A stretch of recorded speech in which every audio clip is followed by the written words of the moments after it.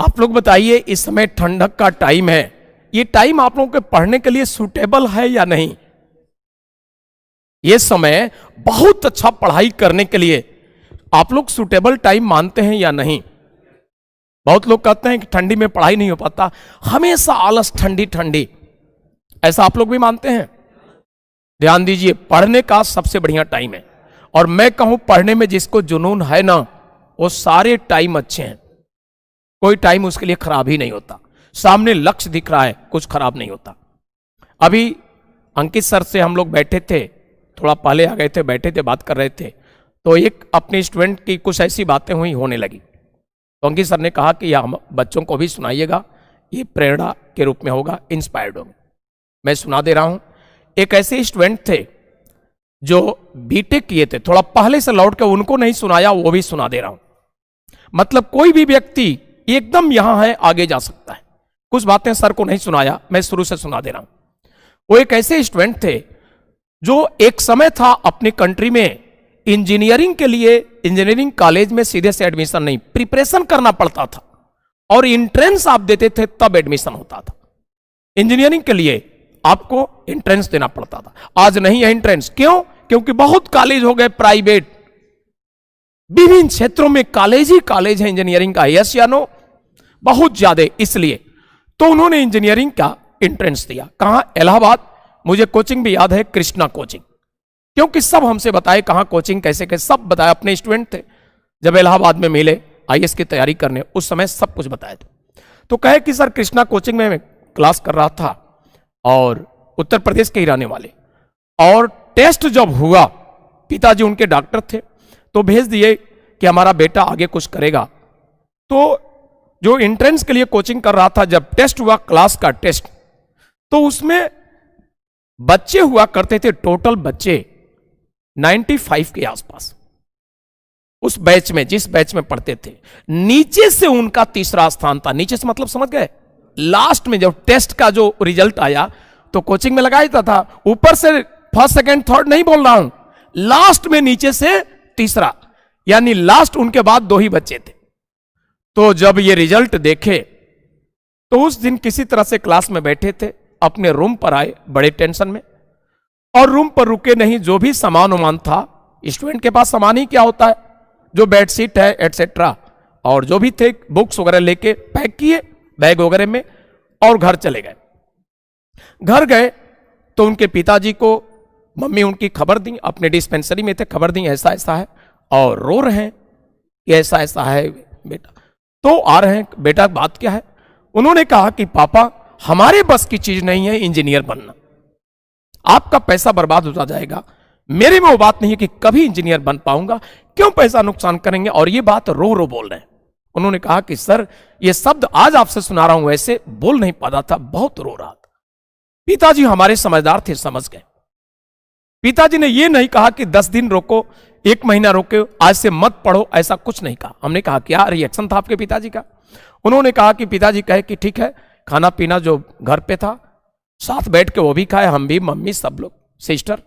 और उसके बाद वे पिताजी कह रहे हैं कि चलो चलते हैं इलाहाबाद।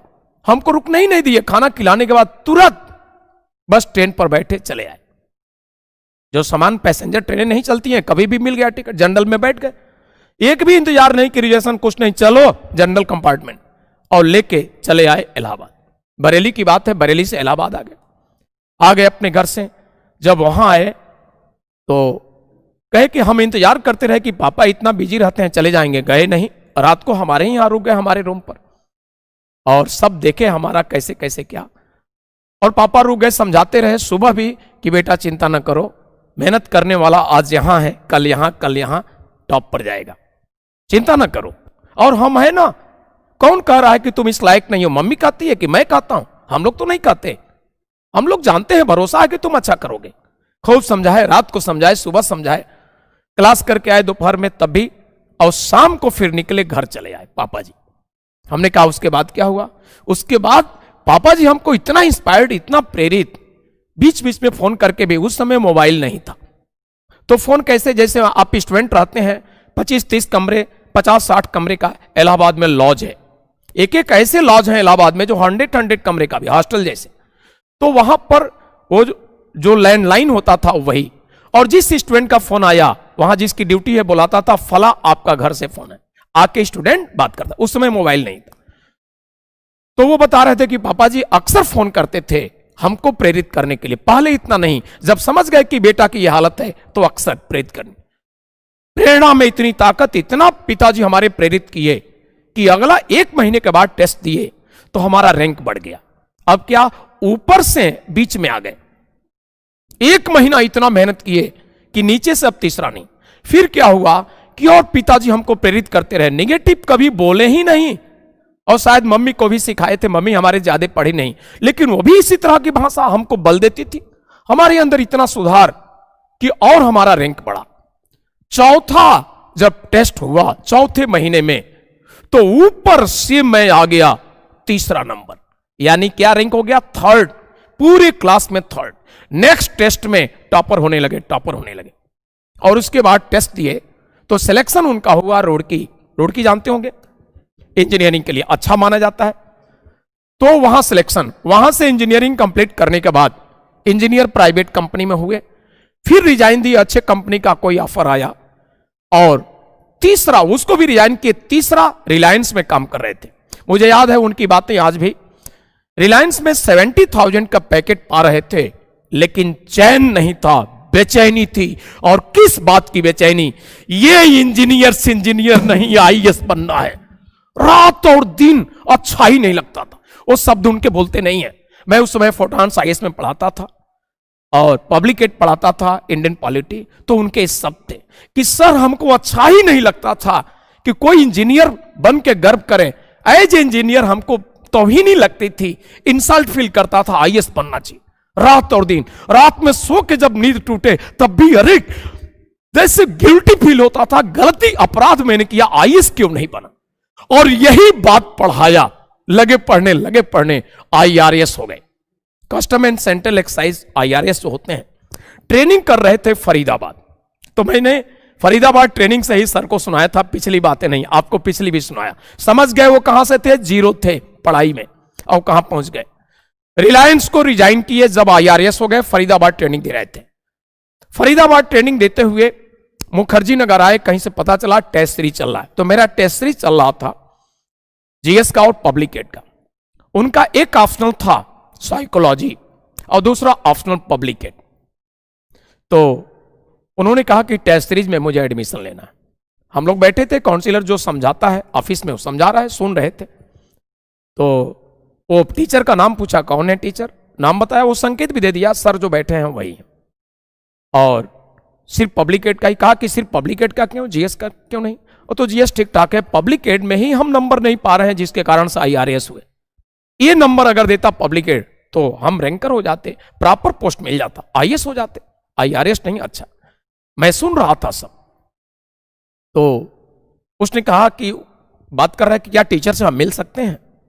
उसने कहा कि 10 मिनट के बाद मिल लीजिएगा, अभी सर 1-2 लोग बैठे हैं तो थोड़ा अकेले होते हैं, लोग चले जाएंगे, मिल लीजिएगा। हमसे बोला कि सर ये मिलना चाहिए, मिलवा दिया। उसने यही शब्द कहा कि सर इसमें हमको नंबर मिल जाता, जीएस भी अच्छा कर लेते हैं, साइकोलॉजी भी अच्छा पाते हैं, यही नंबर नहीं दे रहा है। मैंने कहा इसमें इतना नंबर दिलवाऊंगा कि प्रॉपर सिर्फ जो रो रहे हो ये नहीं, रैंकर बना दूंगा। लेकिन जितना कहूंगा उतना मेहनत करना होगा, मेरी भी शर्त है, मैं खूब मेहनत करूंगा तुम्हारे लिए, बट तुमसे मेहनत करवाऊंगा। कहा कि सर पहले ऐसे आप इंसान मिले हैं जो इतना क्लियर कट बोल रहे हैं, मेहनत जितना कराएंगे मैं कहने को तैयार हूं, बट प्रॉपर मुझे चाहिए, जो कह रहे हैं वो चाहिए। मैंने कहा पक्का लिख लो, प्रॉपर मिलेगा, रैंक दिलवा दूंगा। अब सुनिए क्या हुआ। वो आदमी जबकि पेट निकला हुआ, फैट मोटा, फरीदाबाद से ट्रेनिंग दे करके ऑटो रिजर्व करके भगे हुए मुखर्जी नगर दिल्ली आता था। मैं उसके लिए मेहनत करने लगा। पहले दिन होमवर्क दिया तो देखा होमवर्क कंप्लीट। दूसरे दिन हमसे मिले और हमारा विचार जाने कि सर कैसा रहा चेक करके। हमने कहा ठीक है, लेकिन और सुधार, बहुत सुधार की जरूरत है। हमने कहा पारिवारिक स्थिति तुम्हारा कैसे कैसे सब बताया। कहा कि सर हमारा एक बेटा है 4 साल का, ओबीसी कैंडिडेट थे। हमारा एक बेटा है 4 साल का, पत्नी है, पत्नी भी एजुकेटेड है और ट्रेनिंग दे रहे हैं, ये देख ही रहे हैं, पूरी दिनचर्या हमारा यही है। हमने कहा ये बताओ, दिन भर ट्रेनिंग में काफी वर्क लेते हैं, घर जाते हो तो बेटे को भी कुछ समय देना है, पत्नी से बातचीत, परिवार है, अकेले स्टूडेंट टाइप हो नहीं, तो कैसे होमवर्क कर पाओगे? हम होमवर्क और देंगे। कहा सर चिंता न कीजिए, आप कीजिए। और टफ वर्क दिए, और टफ वर्क 4 दिन। चौथे दिन देना जितना होमवर्क बढ़ा में सारा रेडी। मजबूर होकर मुझे पूछना पड़ गया कि सुरपाल ये बताओ कि होमवर्क हो कैसे जाते हैं? एक सामान्य आदमी से तो संभव नहीं है। दिन भर ट्रेनिंग, 9 बजे हमारे यहां से फ्री होते हो, 6 से 9 का बैच था, और 9 बजे जाते हो तो फरीदाबाद जाने में 1-1.5 घंटा लगेगा। रात में घर पहुंचे, सोते कब हो, बच्चे से कब मिलना टाइम देना, कब ट्रेनिंग आते हो, हमारे यहां भी आते हो, सब डेली हो रहा है। कैसे हो रहा हो? आश्चर्य, मैं आश्चर्य। सोचता रहा, आज बात करो। अकेले बैठा के बात किया। उन्होंने क्या कहा कि सर आप भी अकेले, मैं भी अकेले। मैंने कहा जानबूझ के अकेला हुआ हूं, सबको हटाया हूं स्टूडेंट को, तुमसे ये रहस्य जानने के लिए, बहुत बड़ा रहस्य है हमारे लिए। उन्होंने क्या बताया? उन्होंने बताया कि सर इसके लिए मैं एक बहुत बड़े योगी के चरण स्पर्श किया, उनका आशीर्वाद लिया कि हमें कुछ ऐसा योग आसन प्राणायाम सिखाइए जो कम भी आराम करके, कम से कम सोकर आराम करके हम स्वस्थ रहें और ज्यादा वर्क करें, कैपेसिटी हमारी हो। ये योगा से ही संभव है, मेडिसिन से नहीं, एलोपैथी नहीं दे सकता। हमारे योग में रियली ताकत। उन्होंने सिखाया कुछ प्राणायाम योग और करने लगे। किसके लिए सब कर रहे हैं तपस्या? सिर्फ आईएएस के लिए, आईएएस बनने के लिए। कोई भी खान पान बताए कि ऐसे सामान्य खान नहीं करना है कि तला भुना ज्यादा खाएं तो आपके पास ये दम नहीं, आलसी होंगे, ये होंगे, पेट निकलेगा। तो जो संयम खान पान में, वही एक योगी का जीवन जीने लगा। 2-2.5 घंटे मात्र सोना और पढ़ाई और बिल्कुल स्वस्थ। ये योग के कारण स्वस्थ, इतना कम आराम करके भी स्वस्थ, मेंटली खूब कैपेसिटी, पढ़ाई। रिजल्ट अब सुना दूंगा आप लोगों को। आईएएस का जब रिजल्ट आया तो क्या रहा? 8वां rank amongst all over India में 8वां रैंक। आईएएस माना छोटा मानते हैं क्या? और कुछ बातें क्लास में नहीं बोल सकता, वो टॉपर होते। टॉपर क्यों नहीं हुए पब्लिकली यहां बोलना ठीक नहीं है, ये बातें मैं सर से शेयर किया हूं। व्यक्तिगत कोई मिलता है बता देना, समझ गए? वो टॉपर होते।